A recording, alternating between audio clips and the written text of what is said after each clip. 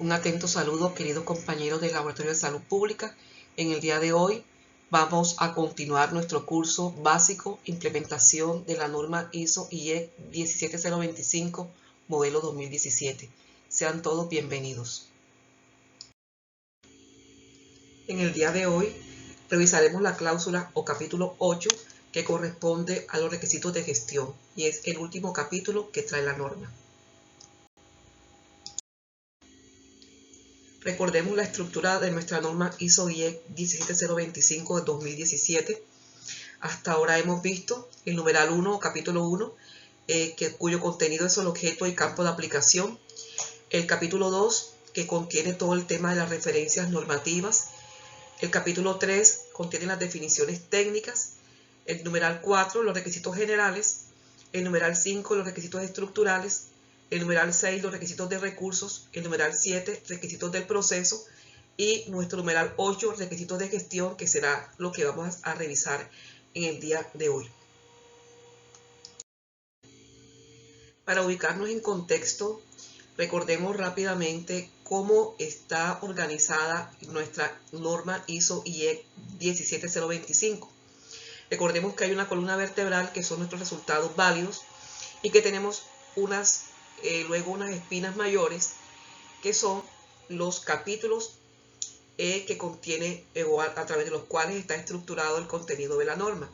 Es así como a través de los requisitos generales corresponde al capítulo 4, en donde revisamos todo el tema de imparcialidad y confidencialidad.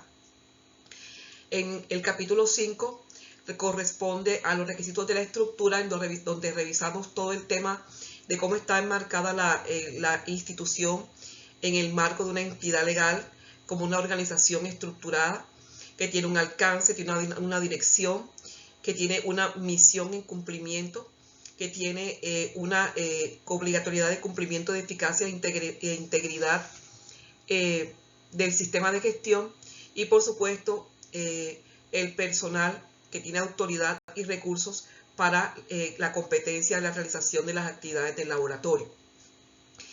En el capítulo 6 revisamos el contenido de los recursos. Allí dijimos que todo el tema de equipamiento está incluido dentro de lo que es los consumibles, los reactivos, el equipo, el talento humano que se requiere para las actividades de laboratorio, las mismas instalaciones y condiciones ambientales, todo el tema de ese productos y servicios que son suministrados externamente al laboratorio para garantizar las actividades y desde ese contexto garantizar lo que es la trazabilidad metrológica. Luego vimos en el capítulo 7 lo relativo al proceso, los requisitos del proceso. Digamos que este capítulo es el corazón de la norma, es el alma de la norma, porque de allí se desprenden todas las actividades misionales directamente relacionadas con la validez de los resultados, que impactan directamente la validez de nuestros resultados. Y desde ese orden de ideas revisamos fue revisado todo el tema de la revisión de la solicitud de las ofertas y los contratos, la selección y verificación de los métodos, el muestreo, los registros técnicos, la manipulación del ítem de ensayo y las calibraciones, el aseguramiento de la validez de los resultados, la evaluación de la incertidumbre de la medición, cómo se levanta un trabajo no conforme, cómo se hace ese informe de resultados, cómo se realiza ese control de datos y la gestión de la información y, por supuesto, todo el tema de la gestión y manejo de las quejas. En el día de hoy, como ya dijimos, vamos a revisar el capítulo número 8 que corresponde a los requisitos de gestión.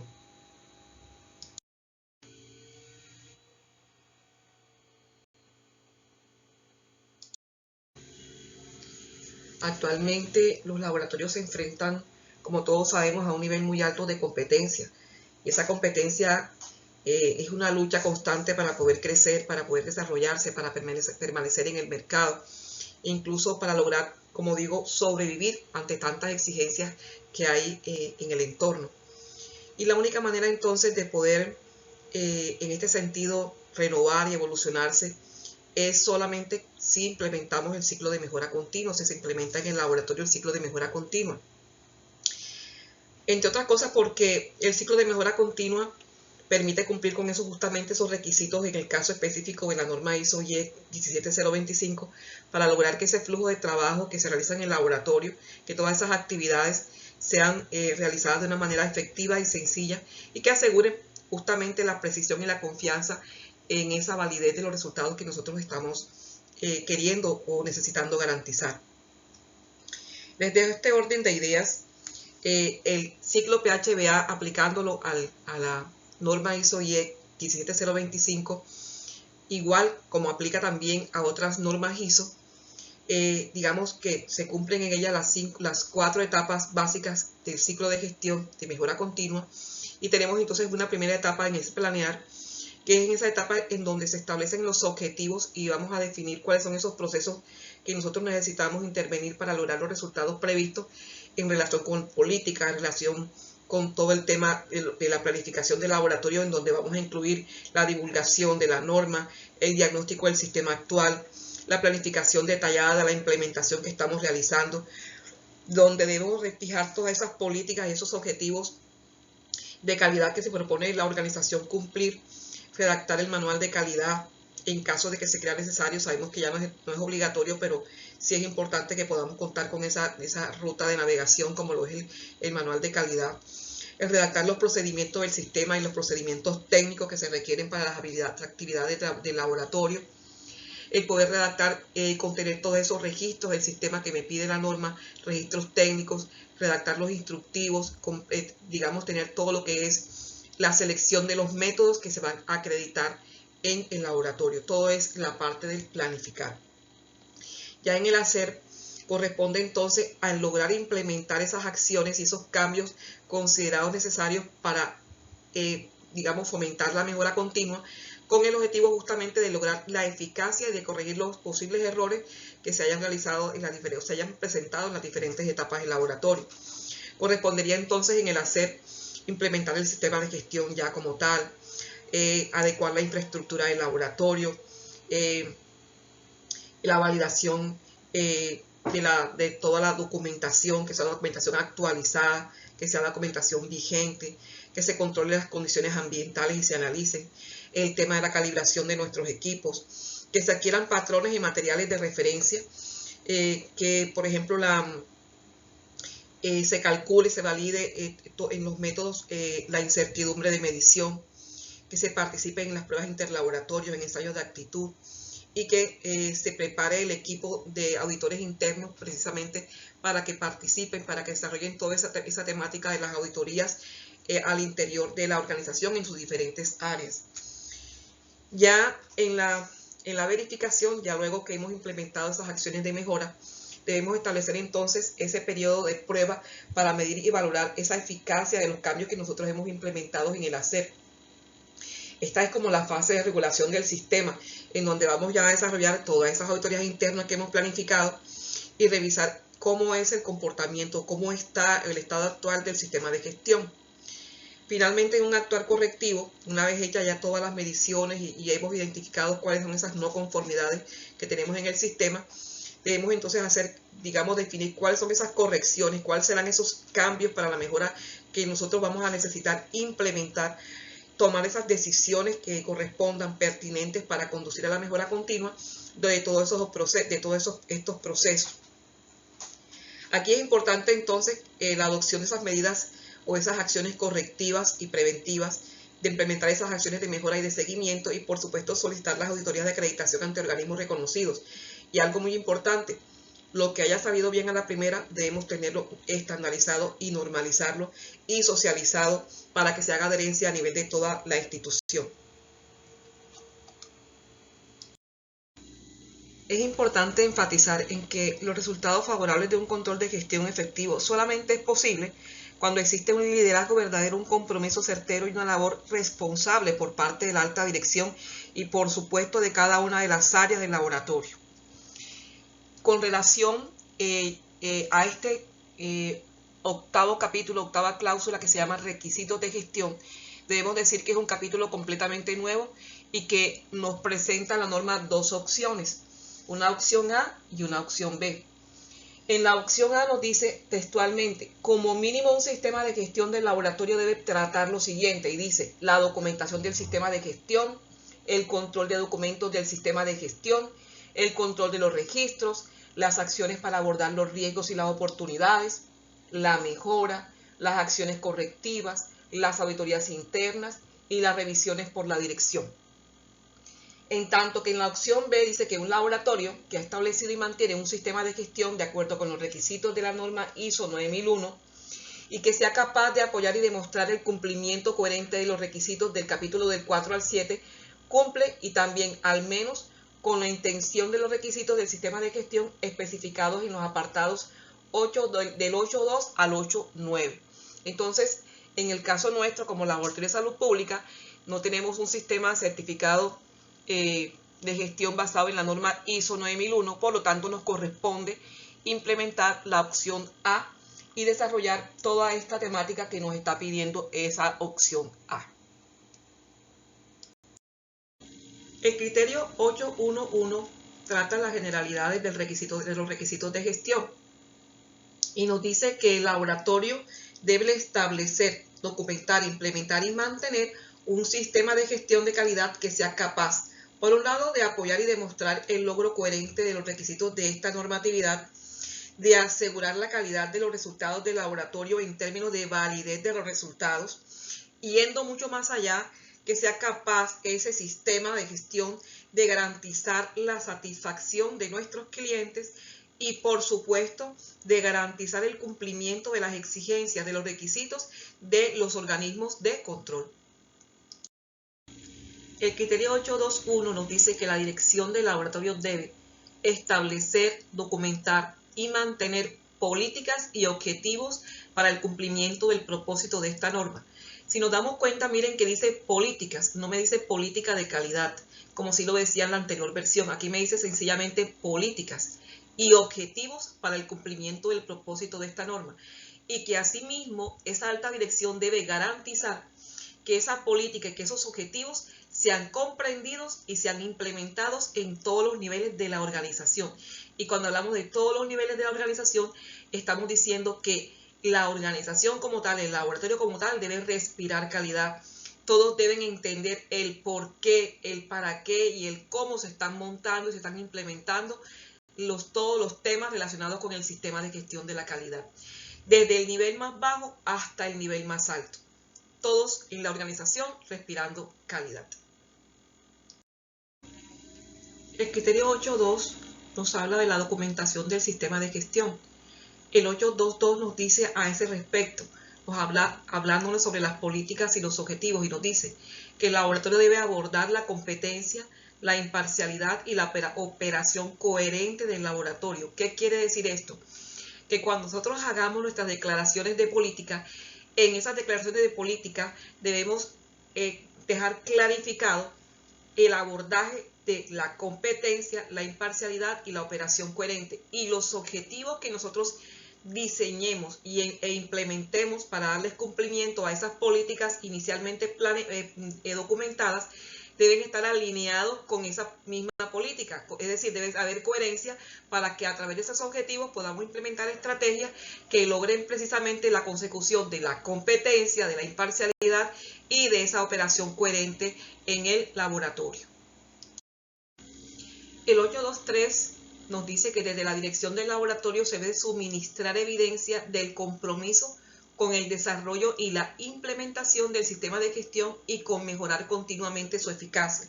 Esto es, que también lo podemos hacer a través de esas declaraciones de compromiso de que ella como organización está comprometida con ese desarrollo y esa implementación del sistema de gestión de calidad. El criterio 8.2.4 dice, toda la documentación, procesos, sistemas y registros tienen que estar relacionados con el cumplimiento de los requisitos de la norma y debe incluir, referenciar o vincular de alguna manera al sistema de gestión. ¿Qué quiere decir esto? Que no podemos tener registros, nosotros no podemos contar con formatos sueltos. Todos de alguna manera tienen que estar referenciados o asociados a otro documento. Es decir, todos los documentos tienen que hacer parte de esa cadena, de ese eslabón de la estructura documental del sistema de gestión del laboratorio. El criterio 825 nos dice que todo el personal involucrado en las actividades del laboratorio debe tener acceso a las partes de la documentación del sistema de gestión y a la información relacionada que sea aplicable a sus responsabilidades. Esto es, que toda esa data sea accesible a todo el talento humano involucrado en su cumplimiento. Pero lo importante es que se tengan definidos unos niveles de acceso que estén directamente relacionadas con la responsabilidad de cada cargo.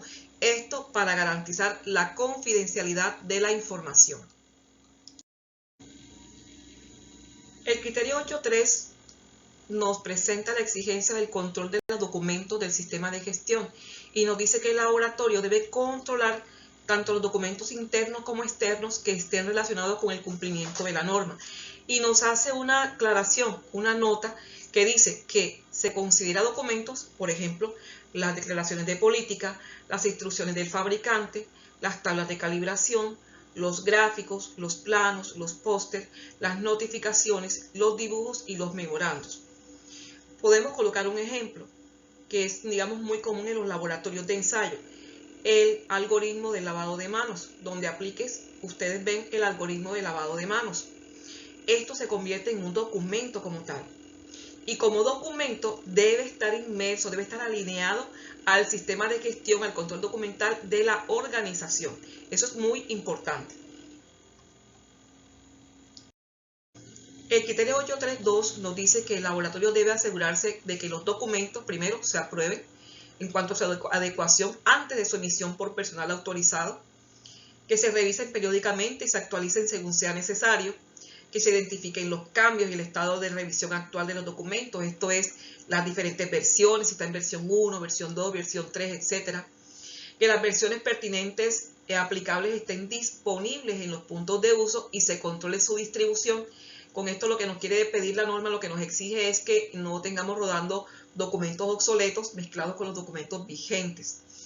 Otro punto importante que nos exige la norma a este respecto es que tengamos identificados de manera inequívoca la documentación. Ojo, en ninguna parte de la norma nos dice que tenemos que codificar los documentos. Que la codificación es un sistema a través del cual hacemos identificación inequívoca. Sí, perfecto, esa es otra cosa. Pero la identificación inequívoca la puede hacer el laboratorio como bien considere. Esto es importante tener en cuenta porque nos podemos sorprender a veces, encontramos laboratorios que no usan la codificación para hacer la identificación inequívoca de sus documentos, sino que pueden utilizar otro tipo de identificadores, como por ejemplo los colores. Igualmente importante prevenir el uso no intencionado de los documentos obsoletos y la identificación adecuada de estos. Es decir, los documentos obsoletos los debemos tener resguardados en una carpeta, en un sitio aparte, que muchas veces seguramente lo utilizamos para la consulta, para ver cómo lo hacíamos antes. Y lo importante es que no se prevenga, es decir, que se prevenga el que no utilicemos estos documentos y que se mezclen con los documentos vigentes. El criterio 8.4 nos habla sobre el control de los registros. ¿De qué manera vamos a realizar el control de los registros? Y nos exige 3 aspectos puntuales. El primero es implementar los controles necesarios para definir cómo vamos a realizar esa identificación de los registros, de qué manera vamos a almacenarlos, de qué manera vamos a protegerlos, cómo vamos a realizar esas copias de seguridad, cada cuánto lo vamos a hacer, quién lo va a hacer, cómo lo va a hacer, el archivo, de qué manera vamos a hacer la recuperación de esa información, el tiempo de conservación de esos registros que deben obedecer en el caso de las instituciones del Estado a las normas archivísticas de la nación. En el caso también tener en cuenta de qué manera vamos a disponer y a resguardar esos registros para tener clarificados esos controles que se garanticen en todo tiempo. Asimismo, la conservación de los registros, ese es el segundo aspecto. ¿Durante cuánto tiempo nosotros vamos a poder guardar esos registros? Supongamos que nosotros no somos una institución del Estado, sino que somos sencillamente una institución privada que maneja pues sus clientes y que guarda esos contratos, esas obligaciones contractuales, las guarda un tiempo definido documentado en el contrato. Pues supongamos que se diga que en el contrato se va a guardar esos registros relacionados con el tema contractual durante 5 años. También puedo tener en cuenta mi capacidad de almacenamiento. Entonces yo digo, bueno, según mi capacidad de almacenamiento yo puedo resguardarlos tantos años. Eso debo dejarlo documentado y tenerlo definido. Otro aspecto importante que me exige la norma es que esos registros se conserven, que sean legibles. Aquí debo demostrar entonces el cumplimiento de estos requisitos en términos de conservar esa documentación en perfecto estado, cómo están esas cajas se deben mantener limpias, libres de polvo, que no estén deterioradas, que no estén rotas, que se mantengan unas buenas condiciones ambientales en el sentido de que la humedad no me deteriore esos documentos, esos registros. Y finalmente me hace una salvedad y me dice que el acceso a los registros debe ser coherente con esos acuerdos de confidencialidad y deben estar disponibles fácilmente para el talento humano. El criterio 8.5 trata sobre las acciones para abordar riesgos y oportunidades. Este criterio es absolutamente nuevo en esta versión 2017 de la norma ISO/IEC y, como les digo, reemplazó lo que cuando antes hablábamos de acciones preventivas. En la versión anterior se hablaba de acciones preventivas. Ese concepto como tal de acciones preventivas desaparece en esta nueva versión 2017 para hablar exactamente de acciones para abordar riesgos y oportunidades. Y es así como en el criterio 8.5.1 nos dice: el laboratorio debe considerar los riesgos y las oportunidades para lograr primero resultados previstos, el propósito y los objetivos, prevenir o reducir impactos y la mejora continua. Miren que me habla de considerar, no me está diciendo identificar los riesgos. Es decir, cuando nosotros nos vamos allá hacia el inicio de nuestro curso básico de ISO/IEC 17025, recordemos que yo les hablaba de que la norma nos pedía identificar los riesgos a la imparcialidad, que el laboratorio debía identificar los riesgos a su imparcialidad. Aquí fíjense que no me hablan de identificar los riesgos y las oportunidades. Me dice considerar los riesgos y las oportunidades. Entonces es más que todo una invitación a ese pensamiento con enfoque en riesgos. No se compromete la norma a una exigencia formal como que lleve usted todo formalmente un documento o un sistema de gestión del riesgo como tal lo pediría ISO 31001, que es una norma no certificable pero sí orientativa para todo el sistema de gestión del riesgo, y que como toda norma ISO que tenga que ver o que esté comprometida con lo que es la gestión del riesgo, me aborda unos pasos secuenciales muy puntuales que van desde la identificación, la evaluación, la valoración, la gestión y el tratamiento de esos riesgos. Aquí no me piden exactamente eso, la norma no me lo pide de esa formalidad. Pero miren que cuando pasamos al criterio 8.5.2 dice: el laboratorio debe planificar las acciones para abordar riesgos y oportunidades, integrar e implementar estas acciones y de evaluar su eficacia. Miren que entonces ya aquí cambia un poco, me habla de abordaje de riesgos y oportunidades, y la única manera de que yo pueda abordar un riesgo y la oportunidad es que yo pueda identificarlos. Entonces pudiéramos pensar que sí debemos comprometernos con esa identificación del riesgo, no como tal un programa de gestión del riesgo como tal, como 31001 lo pide, pero sí la norma en las notas que me habla en este criterio me deja claro que yo debo identificar, que yo debo buscar estrategias para evitar o eliminar el riesgo, para reducir o mitigar el riesgo, para transferir o compartir el riesgo, o si no tengo otra opción, definitivamente aceptar el riesgo. Entonces, en el primer término, ok, yo no puedo eliminar el riesgo, es muy difícil en muchos casos eliminar el riesgo, me toca entonces buscar acciones para reducir o mitigar el riesgo. Usemos un ejemplo de la vida cotidiana. Estos almacenes de cadena, estos almacenes o plataformas que funcionan como tipo éxito, por ejemplo, en donde muchas veces tanto los mismos trabajadores como algunas personas, clientes, llegan y de pronto roban, hacen hurtos, se cogen las cositas y se las guardan en los bolsillos.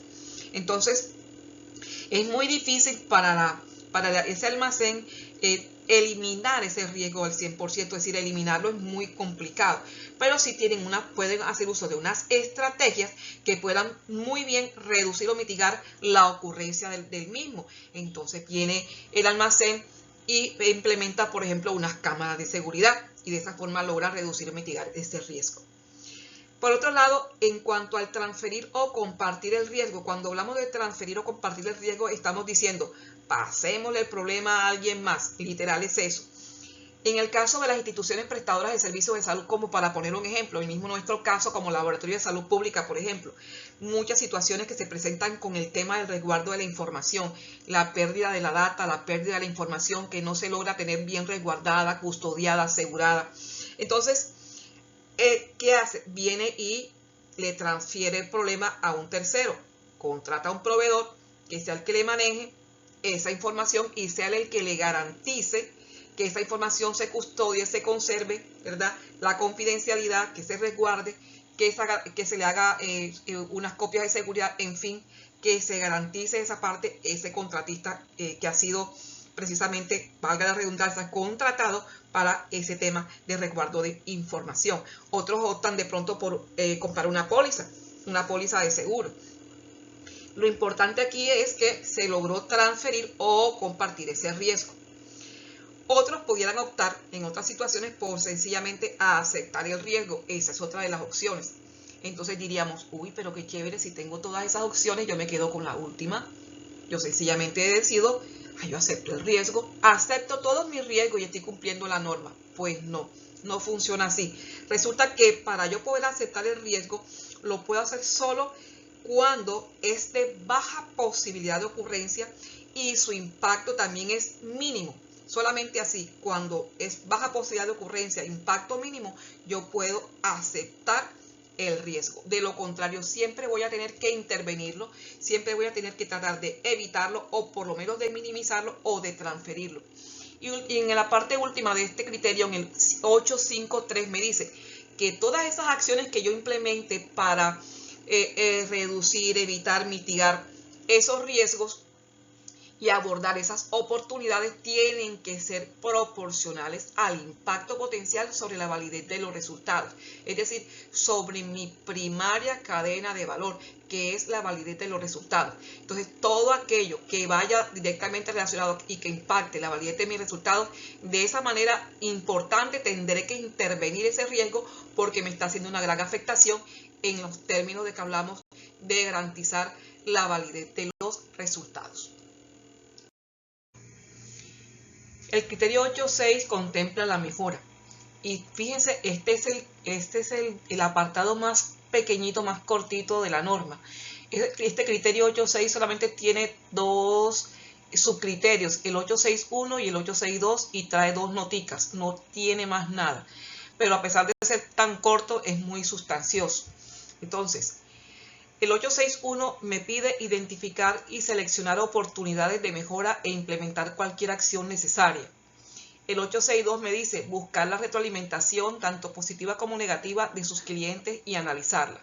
Con relación al 8.6.1, en donde me piden identificar y seleccionar oportunidades de mejora e implementar cualquier acción necesaria, la misma norma en una nota que trae allí debajito del criterio me da unas pautas, me da unas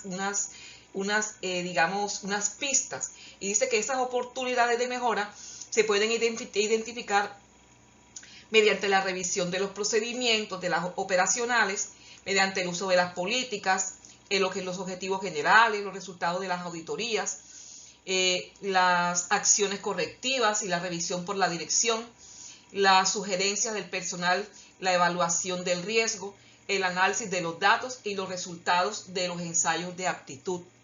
Y a su vez, con relación a la retroalimentación, dice que la retroalimentación, en una nota dice que la retroalimentación puede incluir o debe incluir las encuestas de satisfacción del cliente y los registros de comunicación y una revisión de los informes de los clientes, sean negativos o sean positivos.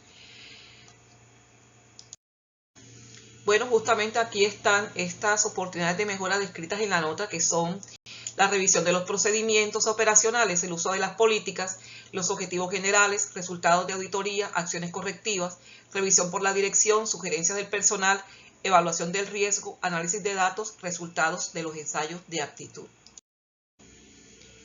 Y el 8.6.2, que nos habla sobre la retroalimentación, precisamente nos explica en la nota que esa retroalimentación la podemos obtener a partir de esas encuestas de satisfacción que le hacemos al cliente, a partir de esos registros de comunicación y a partir de esos informes, de la revisión de esos informes con los clientes, sean positivos o negativos. Bueno, aquí les quise sintetizar cuáles son esos capítulos de la norma que hablan de mejora. En total 8. Aquí les queda para que puedan revisar los capítulos que me hablan de mejora. Y al lado derecho les esquematicé cuáles son esas fuentes de mejora. Entonces tenemos las sugerencias de las partes interesadas, los hallazgos de auditoría, el análisis de datos, los resultados de evaluaciones de seguimiento, el análisis de políticas y objetivos, la gestión del cambio, las revisiones por la dirección, el análisis y el seguimiento a riesgos y oportunidades, la retroalimentación de clientes y personal y la inspección de calidad. Como les había dicho, en la norma, en la versión del 2017, desaparece todo el tema de lo que son acciones preventivas y fueron absorbidas por lo que son las acciones para abordar riesgos y oportunidades, pero las acciones correctivas sí las conserva. Entonces, en el criterio 8.7 trata sobre esas acciones correctivas. Y en el 8.7.1 me dice, cuando ocurre una no conformidad, el laboratorio debe, y dice A, reaccionar ante la no conformidad según sea aplicable, porque por supuesto no siempre vamos a reaccionar de la misma manera ante una no conformidad. Y me da dos opciones, me dice, usted debe emprender acciones para controlarlas y corregirlas o sencillamente hacer frente a las consecuencias. Y en este punto es importante diferenciar lo que es la corrección de la acción correctiva. La corrección corresponde a una acción por intuición, donde se ofrece una solución inmediata, del momento. Y realmente lo que estamos haciendo es una acción para eliminar una no conformidad detectada, en tanto que la acción correctiva implica necesariamente un análisis de causa raíz en donde vamos a tener una solución real, una solución verdadera. Es decir, aquí la acción que se implementa no va a eliminar la no conformidad, es a eliminar la causa de la no conformidad detectada, justamente para evitar que se vuelva a ocurrir. Por eso es que hacemos el análisis causa raíz, para buscar sabiendo cuál es esa causa que me provoca, que me promueve ese fallo, entonces yo poder realmente atacar esa causa raíz e impedir verdaderamente que se vuelva a manifestar, que se vuelva a presentar. La parte B del criterio, habíamos dicho que el 8.7.1a me manda a implementar la corrección, pero este B me manda a evaluar la necesidad de acciones para eliminar las causas de la no conformidad con el fin de que no vuelva a ocurrir ni que ocurra en otra parte. O sea, este me manda a implementar la acción correctiva como tal y lo puedo hacer mediante la revisión y análisis de la no conformidad, mediante la determinación de las causas de la no conformidad, mediante la determinación de si existen no conformidades similares o que potencialmente puedan ocurrir. Entonces, estas son las opciones que tengo para intervenir, para implementar esas acciones correctivas. Y continuando, nos dice el 8.7.1, cuando ocurre una no conformidad, el laboratorio debe. Entonces, el literal C, que es el que continúa, dice implementar cualquier acción necesaria. El D nos dice revisar la eficacia de cualquier acción correctiva tomada. El E nos dice, si fuera necesario, actualizar los riesgos y las oportunidades determinados durante la planificación. No me condiciona, me dice si fuera necesario. Y el F me dice, si fuera necesario, realizar cambios en el sistema de gestión. El 8.7.2 nos dice, las acciones correctivas deben ser apropiadas a los efectos de la no conformidad encontrada. Y el 8.7.3 nos dice, el laboratorio debe conservar registros como evidencia de A, la naturaleza de las no conformidades, las causas y cualquier acción tomada posteriormente. Y B, los resultados de cualquier acción correctiva. El 8.8, el criterio 8.8 nos habla de las auditorías internas. Entonces el 881 me dice, el laboratorio debe llevar a cabo auditorías internas a intervalos planificados para obtener información acerca de si el sistema de gestión y me dice, si es conforme con los requisitos del propio laboratorio para su sistema de gestión, incluidas esas actividades del laboratorio y los requisitos de esta norma, de este documento.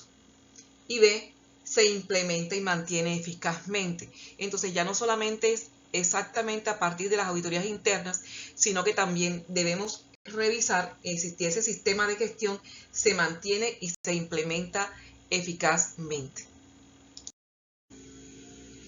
El criterio 882 nos dice, el laboratorio debe planificar, establecer, implementar y mantener un programa de auditoría que incluya la frecuencia, los métodos, las responsabilidades, los requisitos de planificación y presentación de informes que debe tener en consideración la importancia de las actividades del laboratorio involucradas, los cambios que afectan al laboratorio y los resultados de las auditorías previas.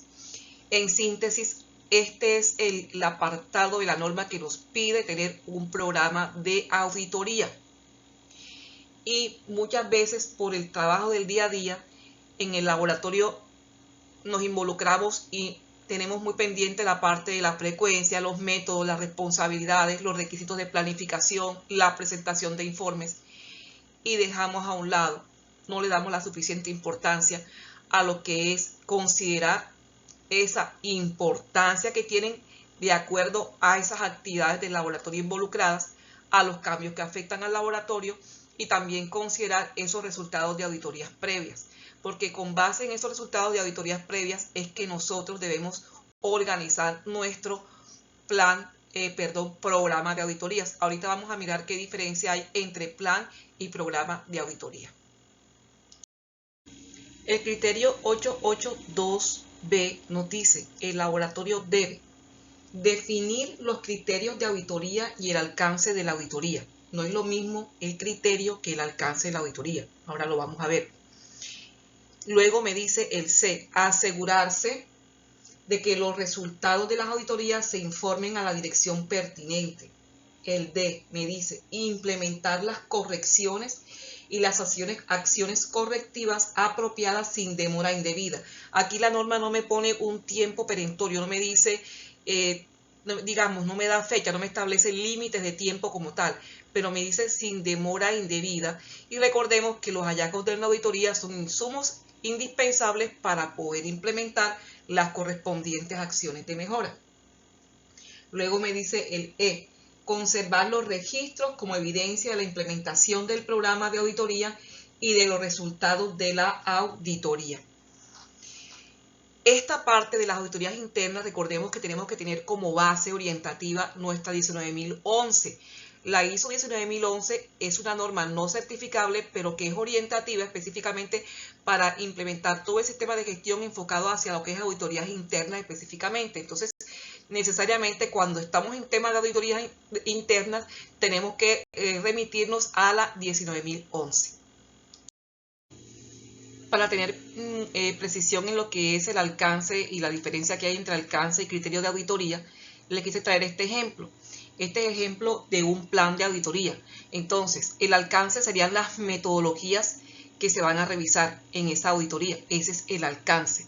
Mientras que los criterios de auditoría son la norma o los referentes ante los cuales se va a revisar. En este caso, normalmente pues nos aplica la norma ISO IEC 17025 modelo 2017. Este es un laboratorio que quiere acreditar unas metodologías de ensayo de pH, de coliformes totales, determinación de antígenos, de toxoplasma.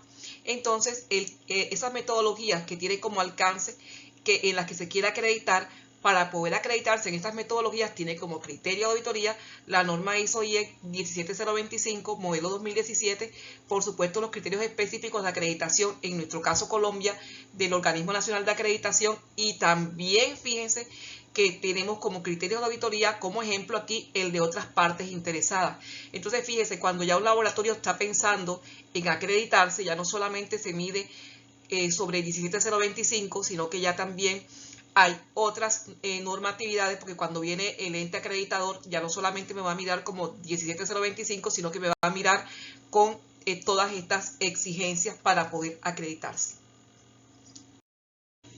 El 8.9 trata sobre las revisiones por la dirección y el 891 me dice: la dirección del laboratorio debe revisar su sistema de gestión a intervalos planificados con el fin de asegurar su conveniencia, adecuación y eficacia, incluidas las políticas y objetivos establecidos relacionados con el cumplimiento de este documento o de esta normatividad.